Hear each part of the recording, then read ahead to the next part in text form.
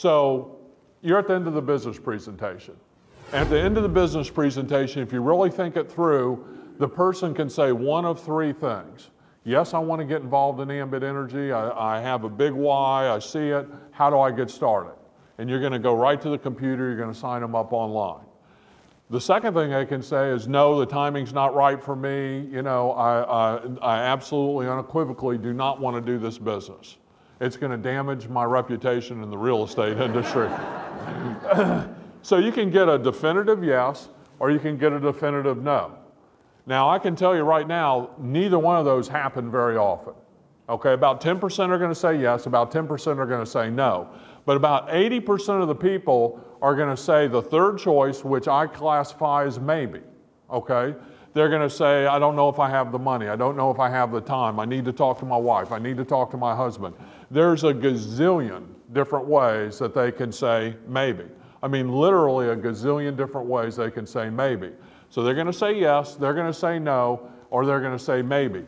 About 80 to 90% of the time, they're going to say maybe. How many people would agree with that? Okay, let's note that just about every hand in the place went up except for those that were asleep, and somebody needs to nudge them, because we all know, because we've been working the business, that the majority of people are going to say maybe, right? So you go to the fundamental. You see, a maybe, in most cases, you try to overcome the objection. Well, I just don't have enough money. Well, let me tell you how that works. Look, you can put it on a credit card, man, and you're going to get into the business. We're going to get you 4 customers. You know, that's going to pay you X number of dollars, and we're going to get a couple of people started for you. That's going to pay you X couple of dollars. And before your credit card statement even shows up, you're going to have more money, and you'll be able to pay the credit card thing off. Let's get you started right now. Well, I'm not really comfortable with that. I need to talk to my wife. Well, look, don't worry about your wife. She won't even see it on the credit card saying blah, blah, blah.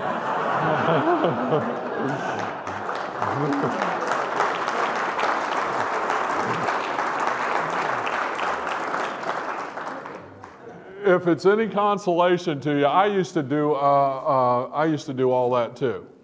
You know what I do now?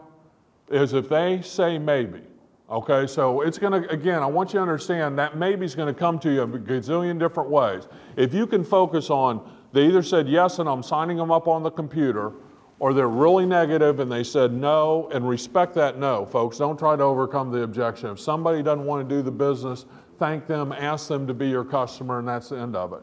But all the rest of them are going to say maybe. The fundamental, the layup, if you will, is the written list. I don't care if you're holding up a cardboard sign on the side of the road, heaven forbid, or if you're Donald Trump or President Carter or President Clinton or somebody with a huge sphere of influence. You know a limited number of people, and at some point that inventory of people that you know is going to run out. So what you have to do is constantly build the inventory. Well, you build the inventory by getting the written list of the prospects. So what I'm going to say to the person is, whatever it is, you know, John, I really understand, you know, and I think that's important. I think that you need to talk with your wife. So you're going to acknowledge that you're going to respect whatever there maybe is. But let me ask you a question. If I did most of the work, and people are inherently lazy, okay, so you're going to have to make the statement that you're going to do most of the work. If I do most of the work, would it be worth an additional 7 to 10 hours of your time? And that time frame is your choice.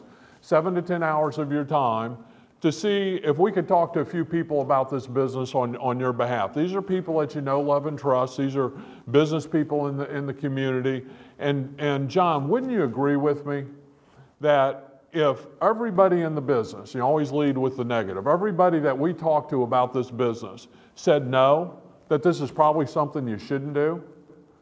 But John, wouldn't you always, now I'm going to the positive, wouldn't you also agree with me that if we talk to 15 or 20 people, so I'm going to set that expectation of 10 to 15 people, and we had 2 or 3 of them, and I'm going to set a low expectation of the number of people that are going to say yes, and we had 2 or 3 of them that said they wanted to do the business, wouldn't you also agree with me that it's probably something we should do, that's something you should do? And they're going to say, well, sure. And you go right to the fundamental. Well, who's the first person you thought of that wants to save money or make some money with Ambit Energy? Now, at that point, what can they do? They can either give you an excuse as to why they're not going to give you the written list, correct? Or they can give you the written list. So let's say, well, I'd really have to think about that, Brian. It's probably take me a couple days to get it together. Folks, that is a no. Understand that you're going through this process for in your world to know whether they say yes or no. How many times do we call up somebody after they've told us maybe, hey, can you come to the meeting? Can you do this? Can you do that? How many people have experienced your friends that you're talking to about this business and calling over and over and over again to get a decision out of them that quit answering your phone calls? Well, they do that, and just think about it. They're going through an experience, and the only thing they know about Ambit is the experience that they're going through. Do you think they're going to want to expose their sphere of influence to you if you're calling them up 10 or 15 times? So this whole process is just mechanically working through to see if they're going to give us the written list. How many people would agree with me that if a person will not open up their sphere of influence or give us their written list, that they won't be very successful in Ambit Energy? Yeah, right? So why do you want to put failure in your business? You want to put success in your business. So if we know they're going to say maybe, and we know the fundamentals of the written list, we're going to mechanically figure out whether they're in the business or not in the business, and the way we're going to determine that is whether they're going to open up their sphere of influence, because they might not have the money. They might want to talk to their wife, but if they're willing to open up their sphere of influence, what I know to be a fact is this person is truly interested in the business. And what I also know is if they're not willing to open up their sphere of influence, what I know for a fact is this is somebody that's not going to ever do this business. And certainly if they try, they're not going to be successful. So who's the first person you thought of? If they say no, ask them to be your customer and then tell them this. Say, John, that would be the next step. Like I asked you, you made a commitment to 7 to 10 hours of your time. We're going to spend a half an hour here, an hour there. Make sure they understand this isn't a block of 7 to 10 hours because they'll never give it to you. And we're going to come up with a written list. But John, I'm not going to keep calling you about this. I'm building a big business. I'm looking for people that are ready to get started right now. So if the timing's just not right for you right now, here's my name, here's my telephone number. I'm going to look for you to call me, and as soon as you're ready to start, I'll commit to you that I'll get you started, and we'll make you a lot of money in a short period of time. Understand that it's always about their success, not about your success. It's not about, hey, I got to get you to this position so I get to that position. It's all about making them money. That's what they're interested in. It's all about getting them promoted. And what I always tell my new person when I start them is I'll look them straight in their eyes, and I said, John, let me tell you one thing. I'll always put your paycheck ahead of my paycheck. They need to understand that you're playing in the game for their success, not for your success. And so at that point, what's happening is that I basically am going for the written list. Let's say that they give the written list. Yeah, I thought of Mary Jones. Well, tell me a little bit about Mary. Well, Mary's the woman at the church that everybody knows. The congregation at the church is 500 people. Mary knows everybody. She'd be great at this business. Well, who's somebody else you thought about? So you put Mary Jones, knows a ton of people at the church. Okay, you're not getting the phone number for you to call them. Your prospect is going to call them. Okay, and so what happens is, who's the next person you thought of? Well, I thought of Ty. Well, what's Ty's story? Well, Ty's a very, very good friend of mine. We're in the bowling league together, da-da-da-da-da-da. And so you're going right down to get the written list. Folks, I can almost assure you that if within the first week you don't get at least 100 names on the written list, the chances for their success is limited.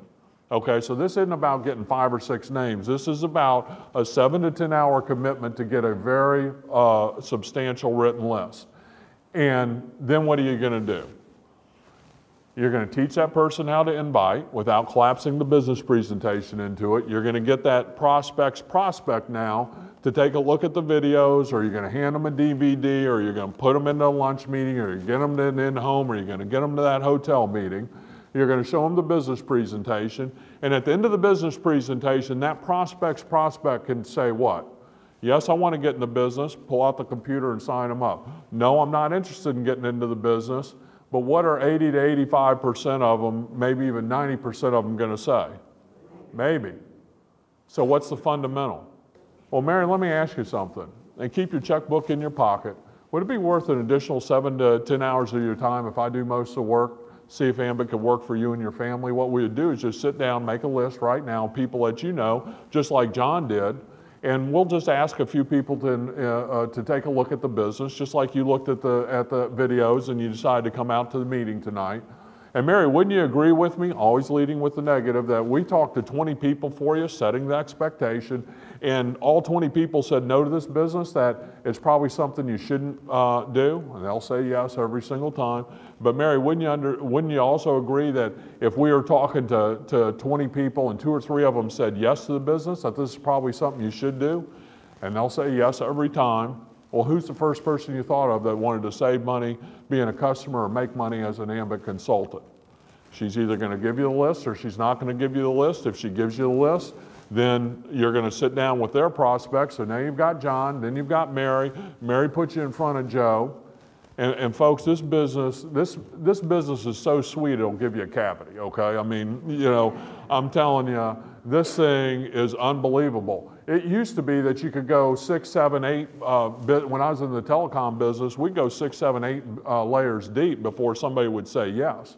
But in this business, you're lucky to get to the 3rd or 4th level, and somebody down there says yes. So we're talking to Mary's prospect, Joe. Joe says yes. Is Mary in or out? Why is Mary in? Yeah, because of the fear of loss, the second fundamental that I talked about, the free throw, if you will. They have the fear of loss that Joe is this super guy that, you know, is going to tear up the world called Ambit Energy, and if they don't get in, they're going to lose an awful lot of money. So the fear of loss of that income is going to get Mary in. Now, when Mary calls up John, who's your prospect off your written list, and says to John, hey, John, I got Joe in. Joe's a #1 copy salesman in the whole state of New York, and he's going to tear this thing up. He's got 150 people on his written list. I've gotten in. You got to get into the computer so I can get it underneath you. John, in or out? 100% of the time. So by working the mechanics and the fundamental being the written list, what happens is that you can build an explosive organization.